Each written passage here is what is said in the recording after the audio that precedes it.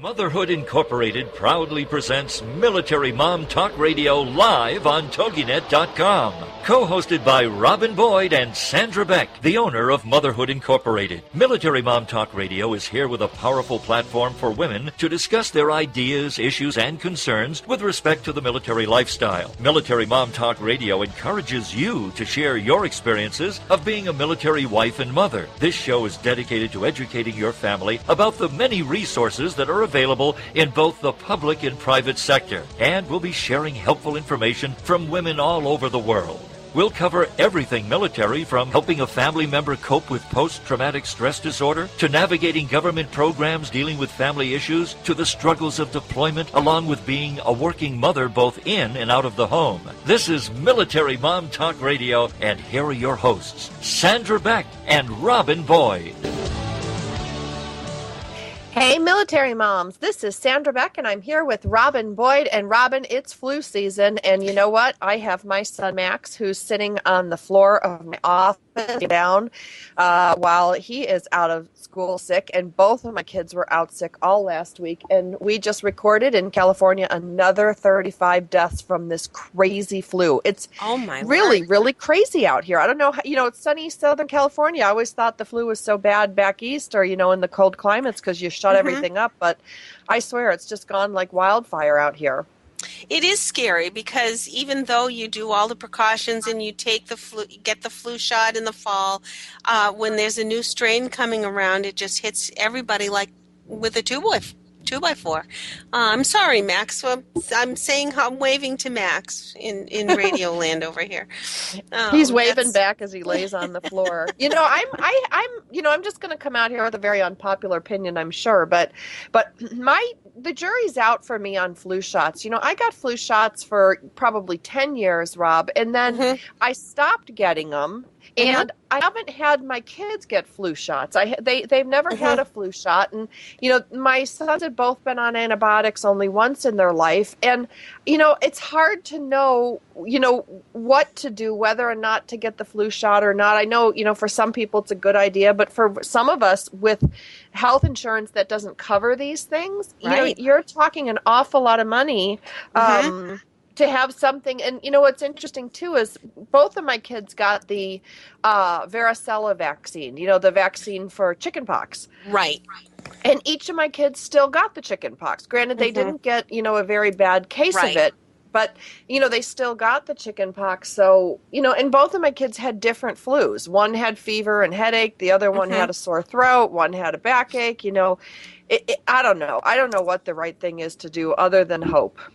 It is scary because you don't want to subject your children to unnecessary illness, but on the other hand, if these vaccines aren't doing anything and I have to take like a holistic approach, it always seems like 20 years down the road, there's a complication because you had the whatever vaccine 20 years prior. And I don't know. And we're certainly just giving our personal opinions here. We're not telling anybody to yes or no refuse their doctor's advice but it is an individual choice. And I think you do have to go into your doctor with questions. And if you're uncomfortable with what one doctor says, be prepared to go get a second opinion and decide to do a little more research. I have never had a flu shot ever, and I did have a small bout of the flu this past, I guess it was about a month or so ago, and I had it for about a day, and that was it, and I was done. It was a fever, and it was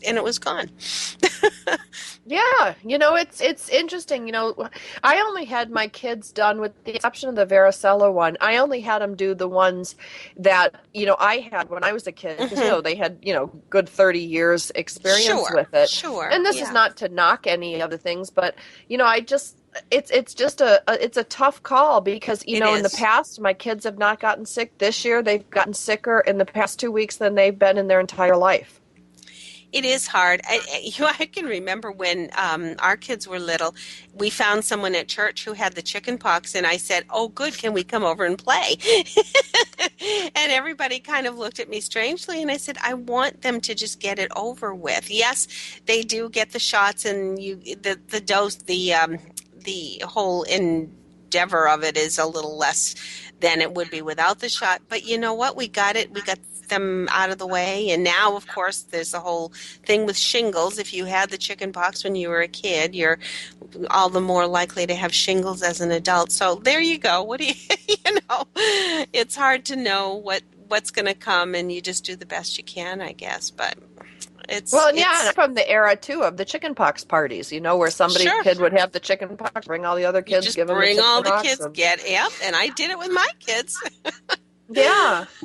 And it was funny. Well, my kids were both premature, Rob. So the question was about when do we give these shots? Because they couldn't be on the normal rotation, or they were recommended that they wouldn't. I don't think I would have questioned anything if, other than the kids being premature. And then the doctors are like, well, what do you want to do? And I'm thinking, I'm not the one who went to medical school, but I'm glad that they asked, because there's more wiggle room. And it's a lot to what your healthcare provider provides. And, these flus, they're just so rampant. I think of my friends on base, and they live in the housing. I think about my soldier friends and my Marine friends, and how it just whips through the barracks. I mean, it's just, it's brutal. And granted, in the schools, I know some of the schools, when I used to be a substitute teacher, there were certain teachers who had a little more of a regiment. The younger grades, everything got washed down every night.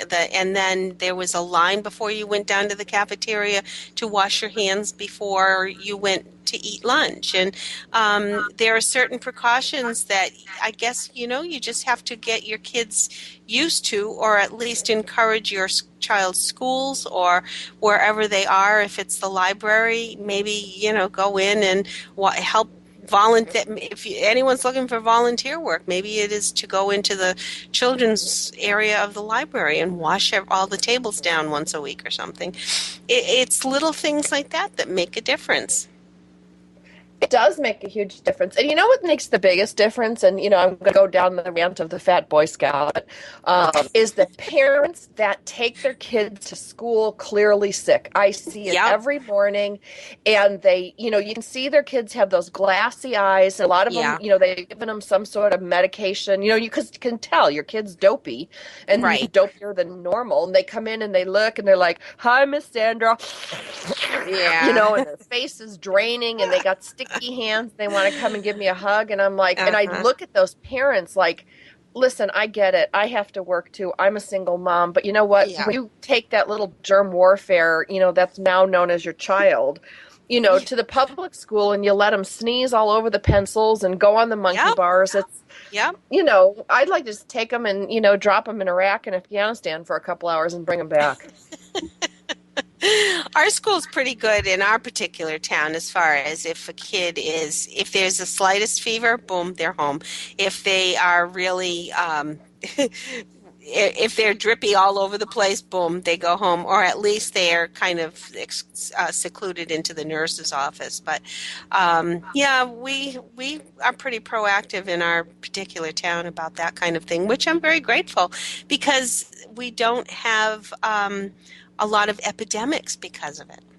Yeah, well, and our school is small, and I think they do the best they can. But, these days everybody's so afraid of litigation. Everybody's so afraid to say no to these parents. And it was funny, when I was an employee, worked in a school district, it was so different because I had to keep my mouth shut. Now I'm just like, oh, you need to take that child home. He is sick. I can see him draining all over everywhere. And I'll be the first one to say it in the school lobby. I'm not an employee or, in any way affiliated with the school anymore, so I can open my big mouth. And you see me do it on Facebook with the moms that were texting the drop off. So I'm known all over town as having a very outspoken opinion on stuff like that. But yeah, it does make me crazy. Yeah, there are times that, or even in a store, when somebody is like coughing and hacking, when I was going through chemo, I would go to the store at the lowest peak times. I would wear a face mask and gloves, and you just have to do those precautions. And I would not go shopping when it was crowded time. Well, and I think the best thing, and I taught my 80-year-old dad, this, and my Uncle Gary, who's 79 when they were here, I taught him to sneeze into their elbow. I just think that to me alone, like when I think of how many things, especially my little guy, I put a pedometer on him and he hit like 25,000 steps by like 2:00 in the afternoon. And if we could put a pedometer on his hands, like a handometer to see how many things he touched, one sneeze in the hand and, you think of, and he's the type of kid that like puts his hand in his mouth, then he goes up the escalator, drags it the whole way, collecting all those germs, puts his hand in his mouth again. But some of these kids can just be bananas with that. And I think, just the sneezing into the elbow, whoever came up with that just deserves a Nobel Prize. I agree. It's true. There's so many little things, whether it be, like you say, sneezing into your elbow, or just remembering, just not picking up going to the drive-thru and not, grabbing the quickie and eating the French fries with your hands, or when you undo the groceries, you just have to wash your hands before you touch. It's like there's so many little things, and it just takes getting your kids ingrained and getting them sort of just accustomed to doing these things. Yeah, I mean, it's just, accustomed, that's it. It's just got to be a habit. And, if you get some of these habits ingrained in your kids, my kids, I nicknamed them Niles and Fraser, because I instilled in them, and they have their natural propensity for it. But, it just helps everybody. The fact that 2 of my kids had crazy flu last week, and Grandpa and I didn't get it, says something. Right. I hope your dad is okay, and I hope your uncle took up and he didn't go home with any illnesses, I hope. Yeah. Sandra, we're heading into a break. And on the other side of the break, we have an author today, and I'm so excited to meet this person. I read the synopsis for his books on Amazon, and I really am excited to hear from him. Upon graduation from the United States Military Academy at West Point, Richard Fox began his decade-long service in the U.S. Army as a field artillery and military intelligence officer. During that time, he served 2 15-month tours in Iraq and was awarded the Combat Action Badge and the Bronze Star. You'll want to hear all about his stories when we come back with Richard Fox after this break.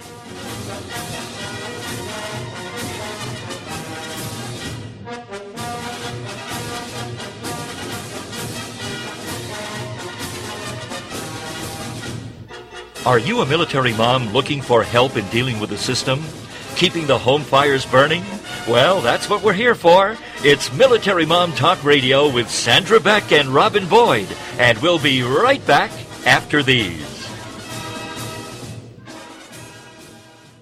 Finally, a show that supports women who are in the midst of a transition in midlife. The show is Second Wind. Here's what certified coach, author, and host of Second Wind, Joyce Buford, wants you to know. It's so empowering for women to hear about other women and their accomplishments. We all need cheerleaders, someone who's on our side. Second Wind is that program to help women connect with other women, hear other women's stories. In a stressful world, find power in those stories. Learn to discover your passions and joys again. Create the life you want to live to the fullest. Join us for Second Wind with Joyce Buford, Tuesdays at 9 a.m. Central, right here on the TogiNet Radio Network.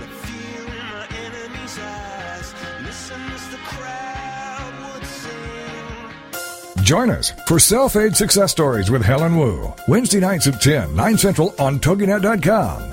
Helen Wu was born and raised in San Francisco's Chinatown, and after a very difficult upbringing, fighting depression, abuse, and addictions, she finally finds herself genuinely happy inside and out. Helen believes in taking our positive thinking and doing something positive to achieve a positive outcome.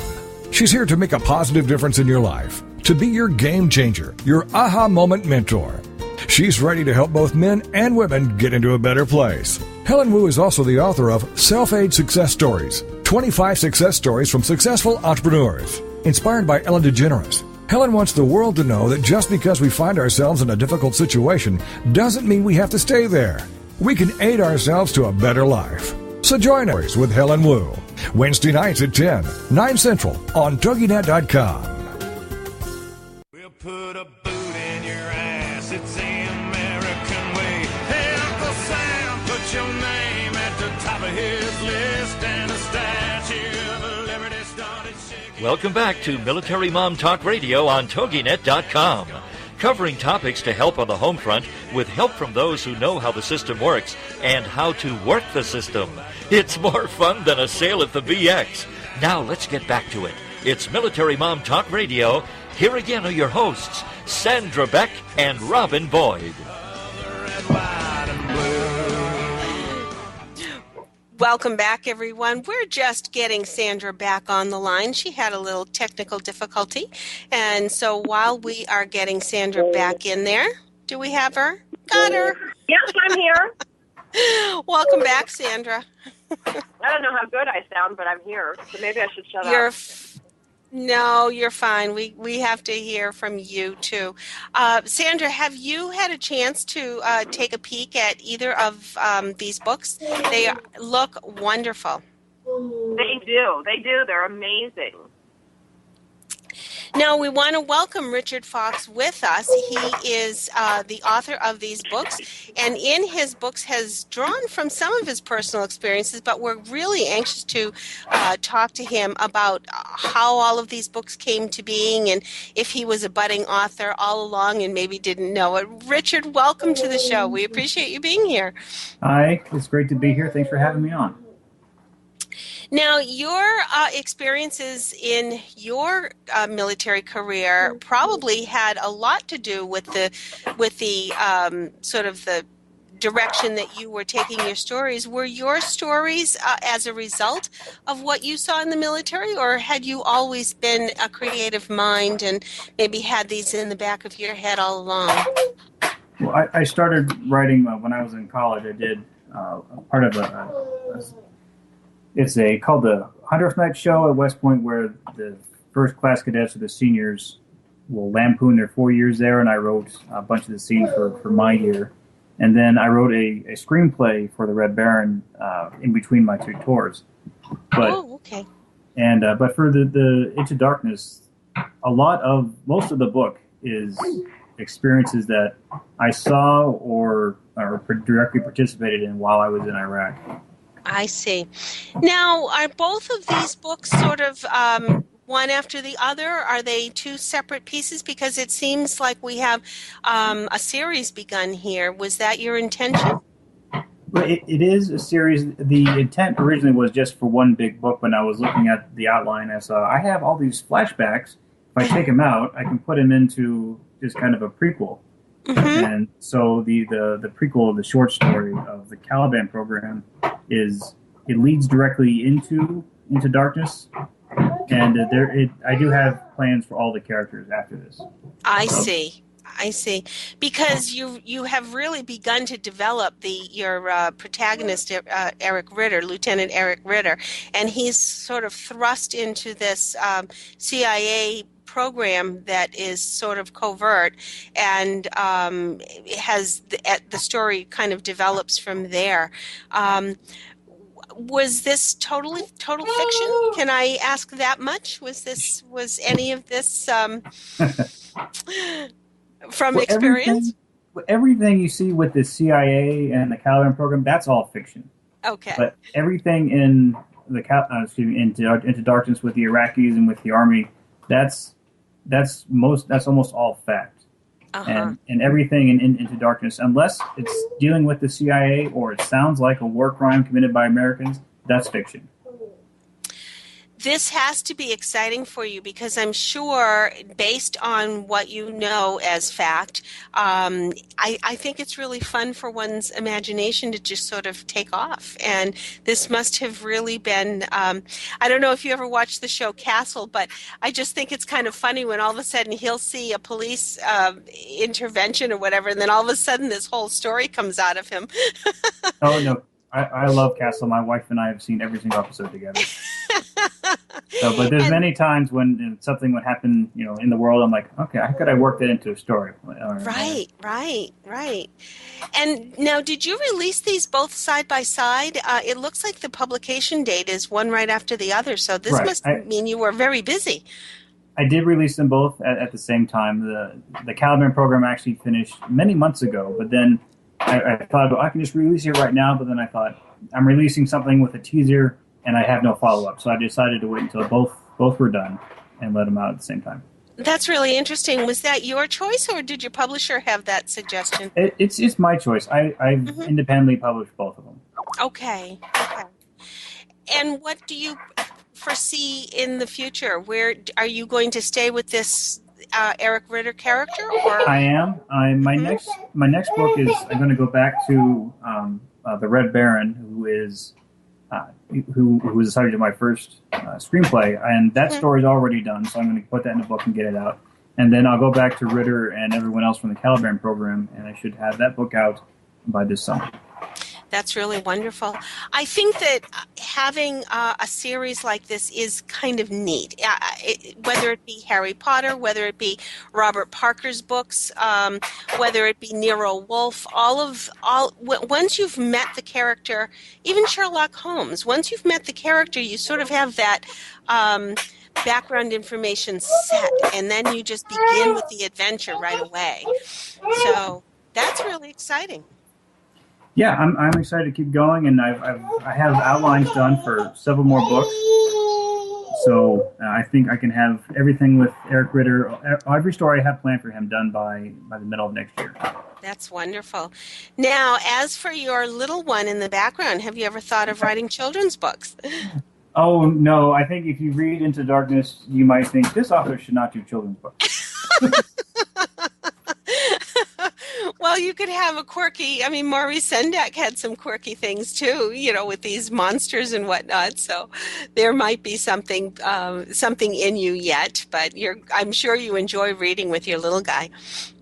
Oh, I sure do. He's more interested in flipping the pages and throwing the book sometimes, but I'm working on it. How important do you feel reading is to your children?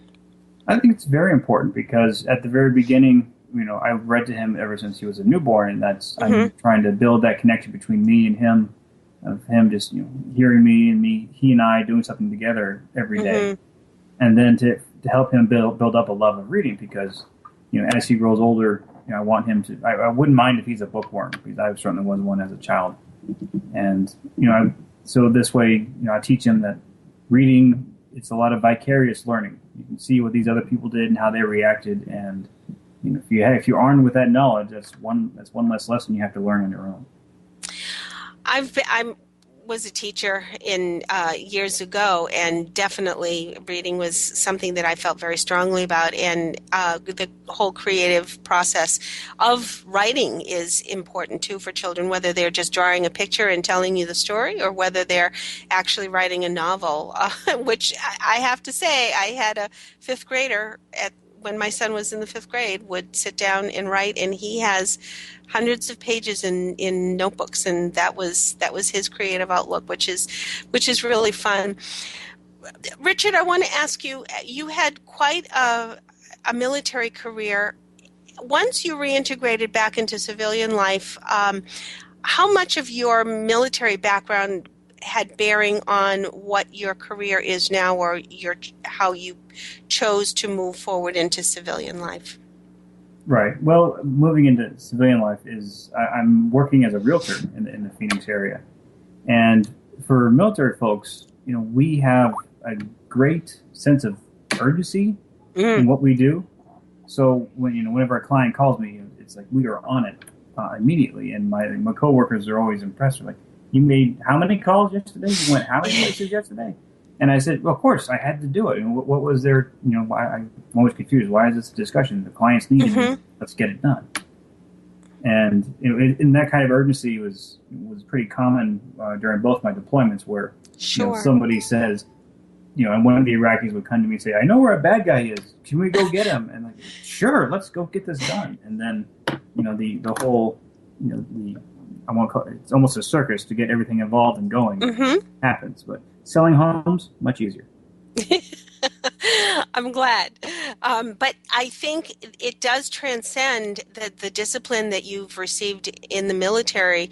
And we've said this time and time again on the show, no matter who we're talking with, the discipline and the dedication and the sense of core values that one has developed because of their military life only brings that level of excellence to whatever career they pursue beyond. And as a realtor, I'm sure you will probably serve many military families and understand that all of a sudden they have a move coming up, or all of a sudden they may be deployed and they need to know what their housing situation is when they get back. So I'm sure that you're a great benefit to your clients. Well, I do my best with everyone I can. Yeah, and Phoenix does have plenty of military folks here, and I'm always happy to help whenever they get that short notice. Hey, you have to PCS in 20 days. Go. Yeah, and it is, and you've got to move. Yep. Where can people find your books, Richard? Because I do encourage them to read them. They're extremely exciting. Oh, thank you. They're both available on Amazon.com. Mm-hmm. Do you have a link or? If you go to Amazon.com and in the search box just hit Into Darkness and Richard Fox, and they'll pop right up. Okay, great. What about a blog? Are you blogging these days? Yeah, I have working on that. I'm a bit of a Luddite sometimes, and I have an older blog that I kept when I was in Iraq, and I thought, no, I need to do this right. So I'm working on getting a fully functioning blog up in the near future. Oh, good. Well, I'm looking forward to that as well. Please stay tuned, and do keep us in the loop when you've got the next book ready to release or just out on the bookshelves. We want to know about it because I know all of our listeners are going to be avid readers of Richard Fox's novels. We're so appreciative that you took the time to be with us today. Oh, thanks for having me on. Take care, and say hello to that little guy for us. I sure will. Thanks, Coming Robin. up, oh, you're most welcome. Thank you for being here. On the other side of the break, we hope we get Sandra back. We still have her in the ozone somewhere, and I'm not quite sure. Unfortunately, we lost her in the technology. But on the other side of the break, we are looking forward to saying hello to Linda Franklin. We haven't had her with us in a little bit, and she is the founder of Shining Service Worldwide. She began in November 2010, and she feels it was a destiny. You'll want to stay tuned because we've got lots of exciting things with Linda Franklin after this.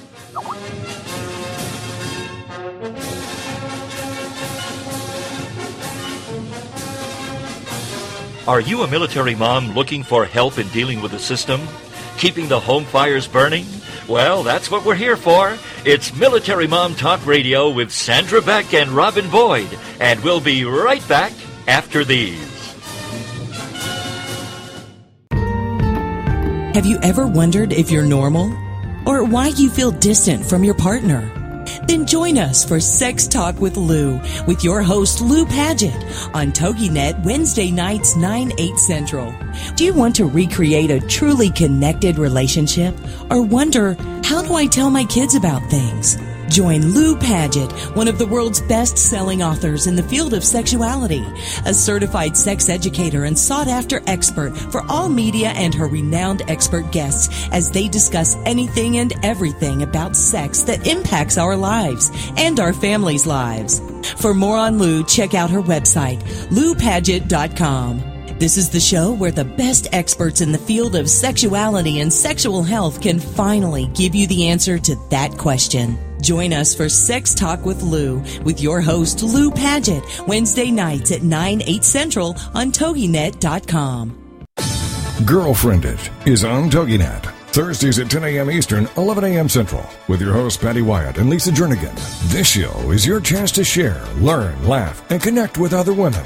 The Girlfriended principle was born out of loss. Lisa had recently had her mother pass away from cancer, and my mom was murdered. A man just walking into a room and started a 23-second shooting spree. I think one of the things we both realized going through those tragedies that you can be extremely okay and be extremely sad. Check out girlfriended.com and then be a part of Girlfriended, the radio show, Thursdays at 10 a.m. Eastern, 11 a.m. Central. You know, your boyfriend or your husband or whatever, they don't totally understand that emotional side to women like another woman does. And I think that's so important just to have somebody that you go, she gets me. Check out the website, girlfriendit.com. Don't miss Girlfriended with Patty Wyatt and Lisa Jernigan. Thursdays at 10 a.m. Eastern, 11 a.m. Central on TogiNet.com. There ain't no doubt I love this land. God bless the USA.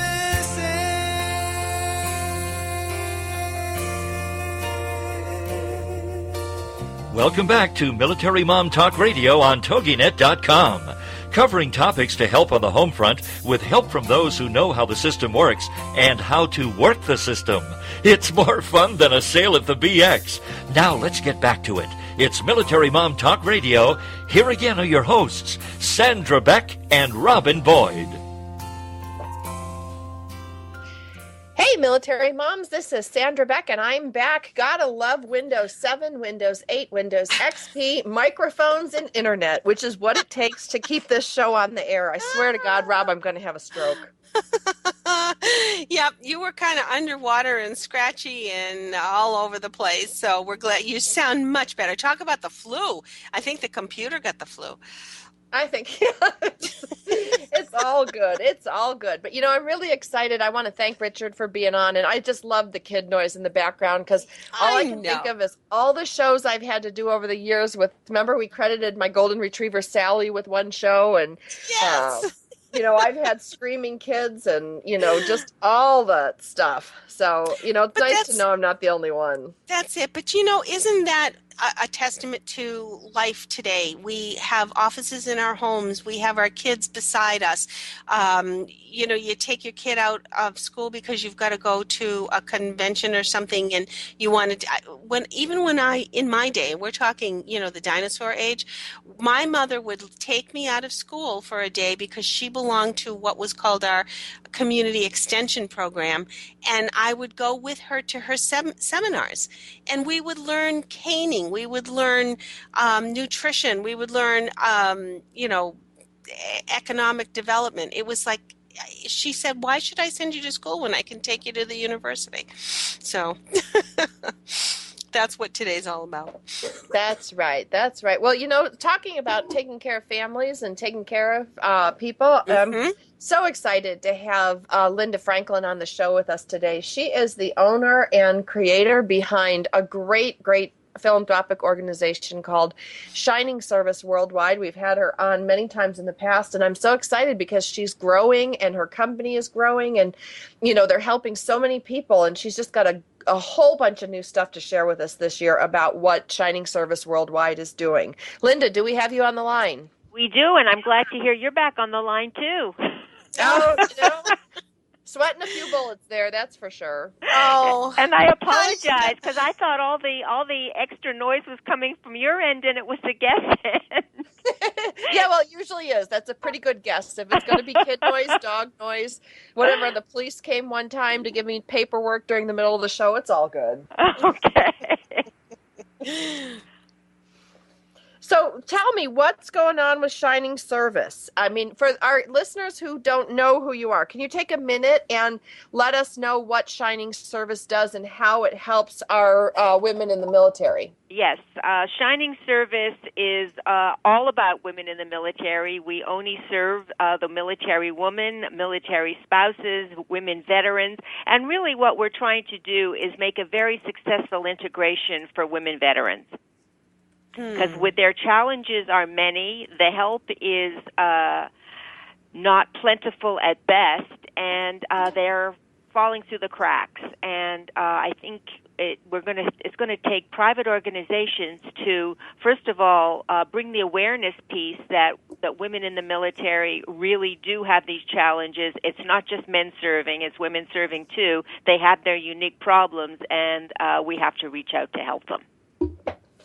And their families, too. I mean, you do a big service of, you know, when you help the mom or, you know, and, you know, let's be honest, in most cases, the mom's the primary caretaker. So when you assist the mom, you're really assisting the entire family.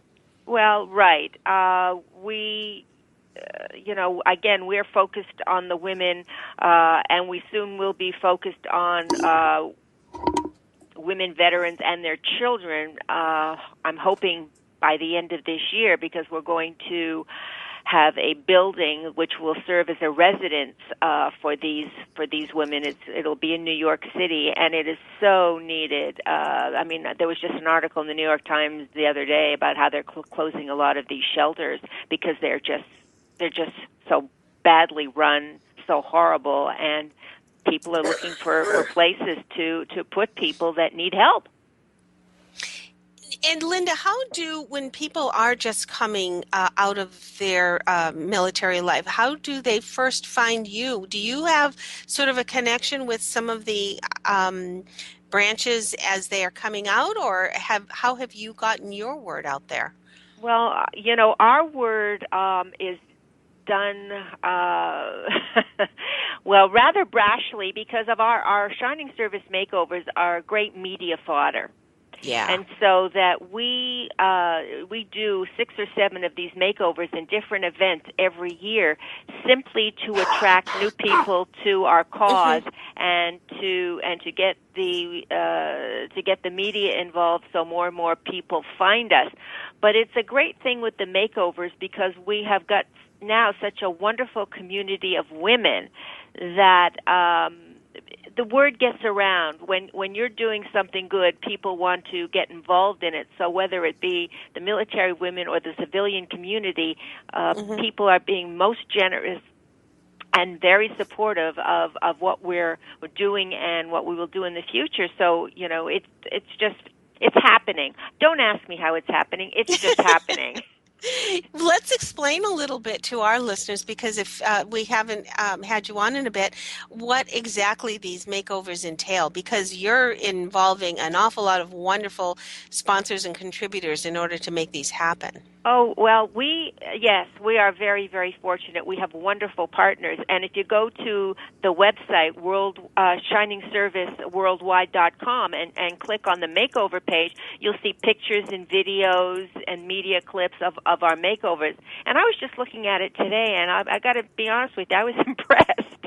We've done some really, really good work. We just did our last makeover Valentine's Day at the Arden Red Door Salon, and we made over 4 military women, and we gave them head-to-toe pampering, and we had a lovely woman in Washington who has a company that makes custom made dresses. It's called Numari, Numari, and she whipped up dresses for all of the women, so they all had their dresses custom made for them, and then we do this grand reveal after all of their hair and makeup and manicures and pedicures and whatever else they get, and then we always have guests there to greet them. We had about 70 women in this salon, and talking to the women, getting their stories, sharing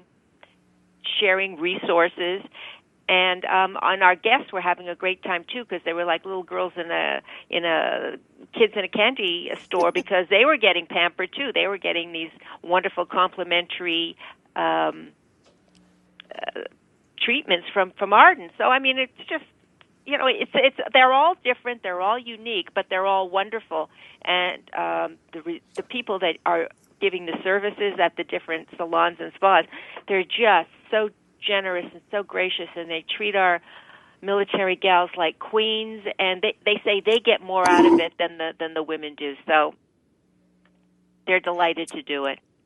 Well, Linda, I'd like to chime in here for a second, because I've had the pleasure of seeing one of these up close and personal when I was in New York City last year. And one of the things that will always stay with me for the rest of my life is one of the girls that you guys did a makeover on. She looked up and she said, "I thought my country had forgotten about me."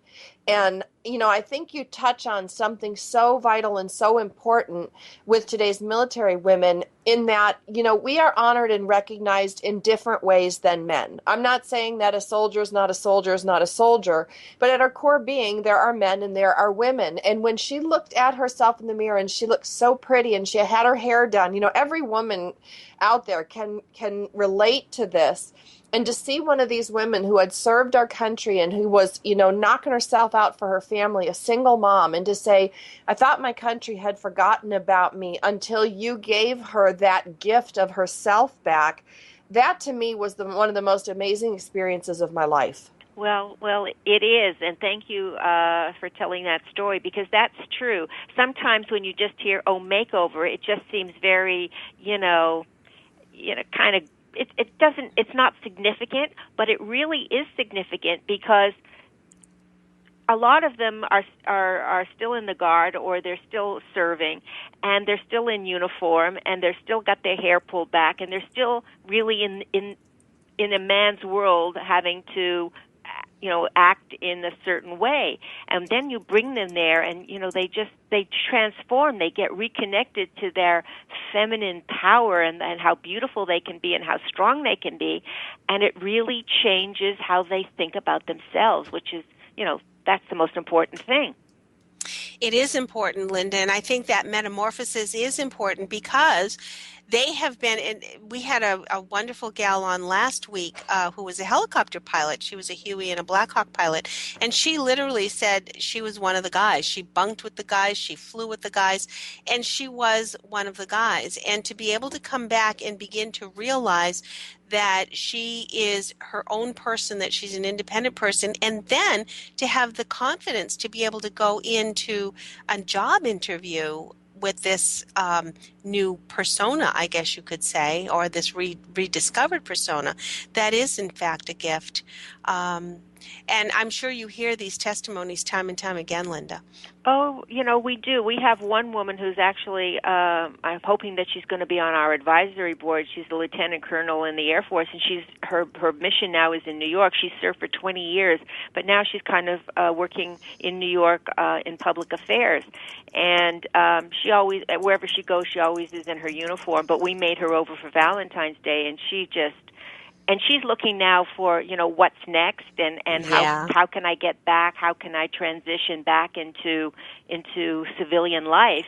And, sure. And she looked at, she said, this really helps. And then plus they connect with the other women and they have a bigger community and they want to help one another. In fact, another woman who came, she wasn't made over, but she was at our event, and she reached out because when we did our Super Bowl event, we've been very busy. She's a veteran, and she came, and she reached out to United Veterans Beacon House, which is my... Oh, Linda, that was what I was going to segue into, and we've got the break right here, and I'm sorry to cut you off. We're going to hear all about the Beacon House on the other side of the break. Sure. Because this is so exciting. We're with Linda Franklin today from Shining Service. Be back in a moment.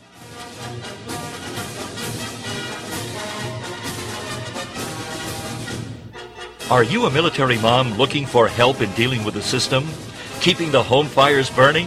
Well, that's what we're here for. It's Military Mom Talk Radio with Sandra Beck and Robin Boyd. And we'll be right back after these.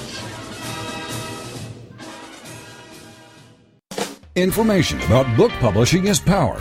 The power to change your authoring life. And the power to change the lives of your readers. So join us for Your Guide to Book Publishing. Everything you want to know but didn't know what to ask. With your host, Dr. Judith Briles. Thursdays at 6 p.m. Eastern, 3 Pacific on the Rockstar Radio Network. You'll hear about statistics, scenarios, and strategies on what to do now. As the book shepherd, Dr. Judith Briles is in. And each week, she will include publishing professionals that will reveal tips and secrets to the author's journey. If there is a book in you want to listen, learn, and yes, call in with your questions each week. For more on Judith and what she can do for you, check out her website, thebookshepherd.com. It's your guide to book publishing. Everything you want to know but didn't know what to ask. Brought to you by Author You and The Book Shepherd with your host, Dr. Judith Briles. Thursday evenings at 6 p.m. Eastern, 3 p.m. Pacific on the Rockstar Radio Network. Listen, something is brewing. The beautiful business evolution is coming. The way we do business is about to change for the better, forever. This is real business at its very best. On Beautiful Business Radio, you will learn what it means to truly prosper, how to nourish yourself and your business, how to earn what you deserve and make a difference in the world. The tide is rising, the change is here. Discover a new way to live, love, and partner with yourself and your business on Philippa Rowlands Presents Beautiful Business Radio, where you matter and your business thrives, every Tuesday at 3 p.m. Central Standard Time, only here on the Woohoo Radio Network.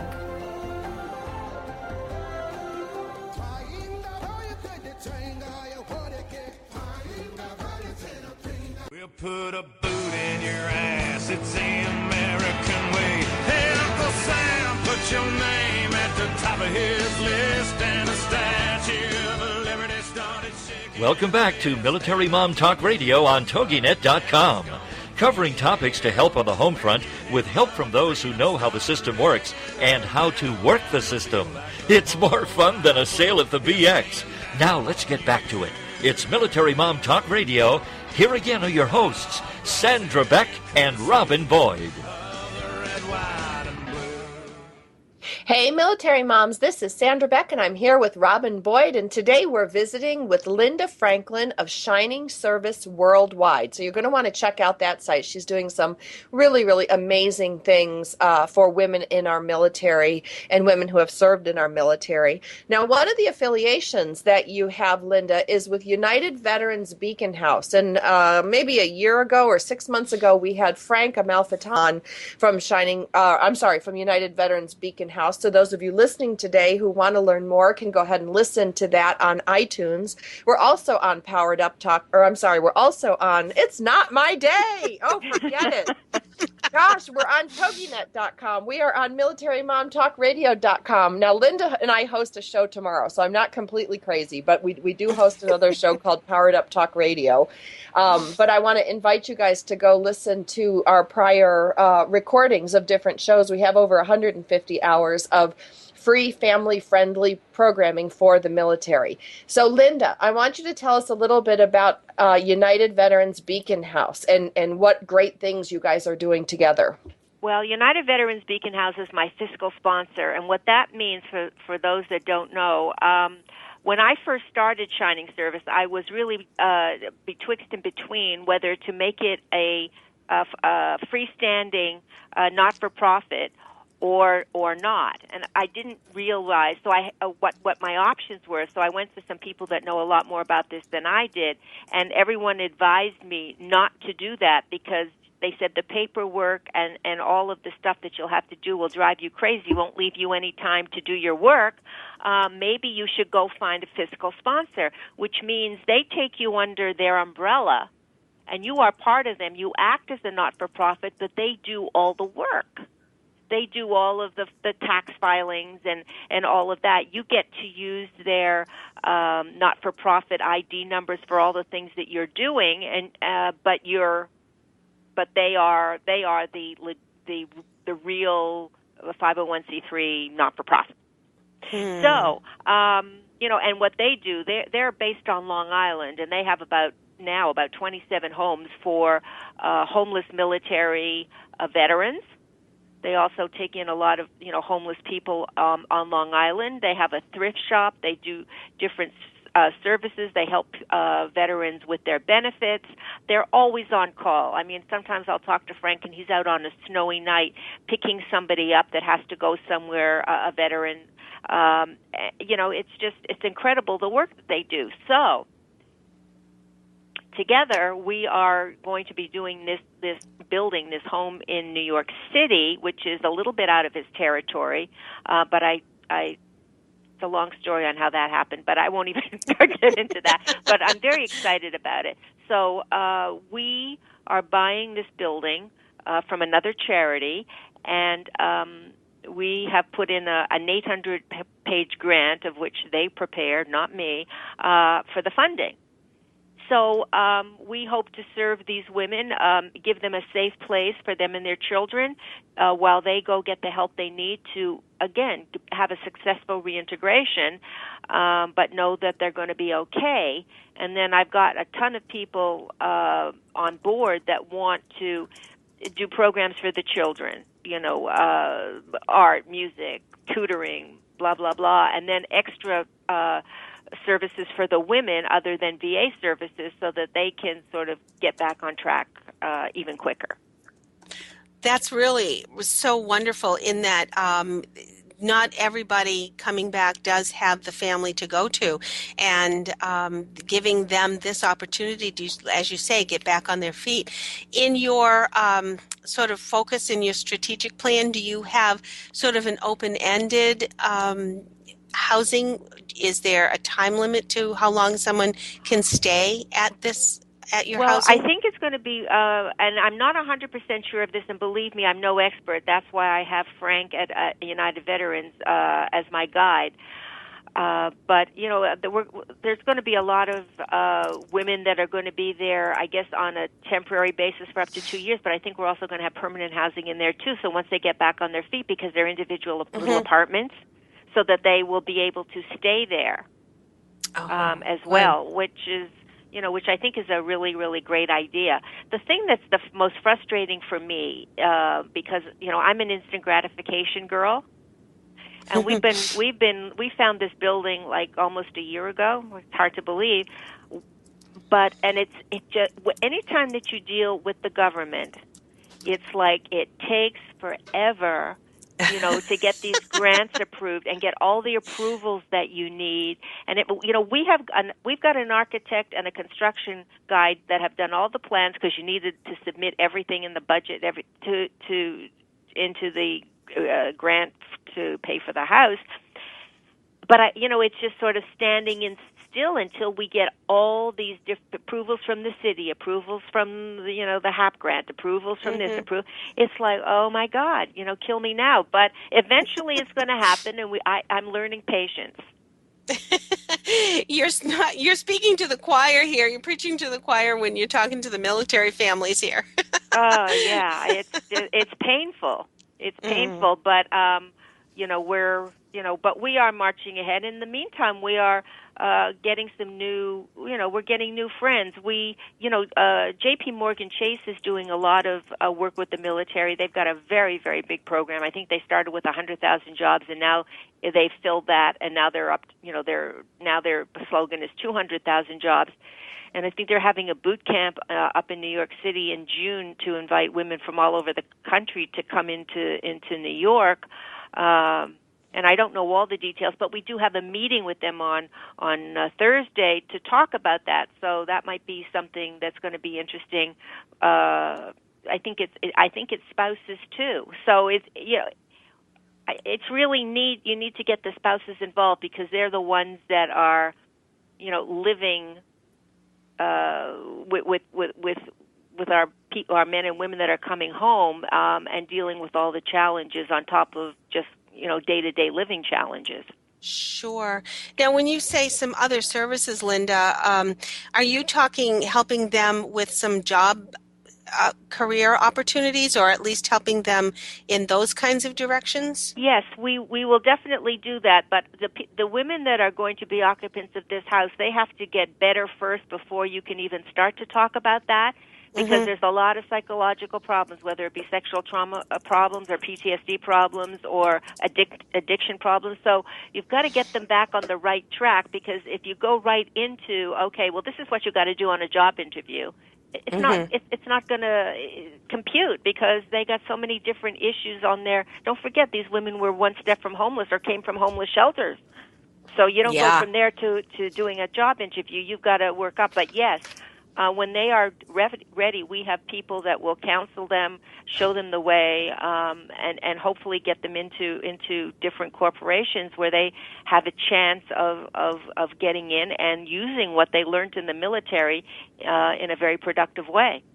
If there are people who'd like to get on board and help in any capacity, how should they do that, Linda? Well, they can go to the site, ShiningServiceWorldwide.com.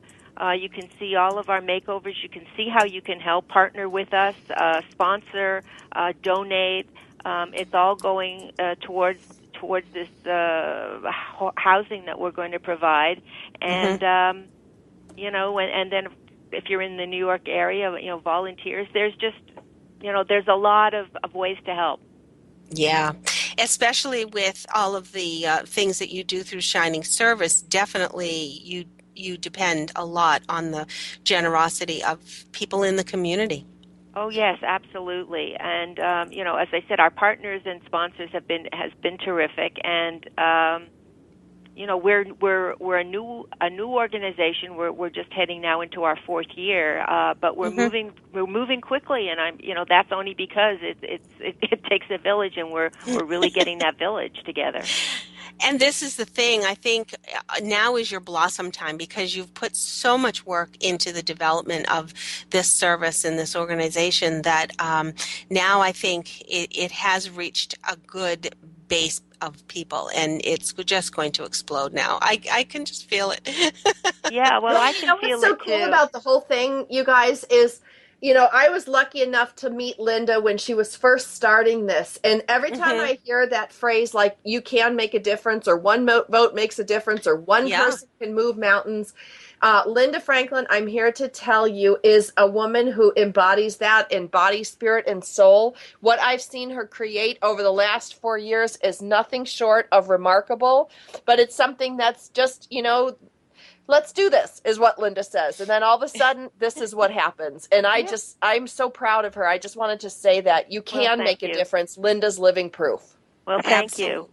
And I talked to another woman today who's also making a big difference. In fact, I emailed you that I think that you should have her as a guest on this program, because she's doing a thing with Yoga Fit. She's teaching women how to, for military women, they're giving them training programs, but very specific training programs on how to deal with PTSD, how to get through PTSD, how to teach other women how to get through PTSD. But now they're also opening it up. You don't have to take the program, but if you have a registered teacher that they're teaching, that spouses can come in and do this. It's a very, and they're doing it with wounded warriors now, but they're opening it up for a lot of other people, and they would like to partner with us in some sort of a program. But it's very, very interesting work, and they developed, as I said, this program, how to do this specific kind of yoga that really helps people with PTSD. Oh, Linda Franklin, we are so appreciative of you being here, but just beyond that, so appreciative of all the work that you're doing. Thank you. Thank you so much, and we encourage you all to visit ShiningServiceWorldwide.com for lots of information and ways to help. Next week, we want to invite you to join us. We have a psychologist who you have heard before. He's been with us before. Kevin Hull will be with us, and we're going to talk about Asperger's and autism, and just different paths of ways to support those children and people that have been in the spectrum and are living with family members in the spectrum. We hope you'll be with us. It is a joy to hear from all of you, so do stay tuned, and we'll talk to you all next week. Have a great week, everyone.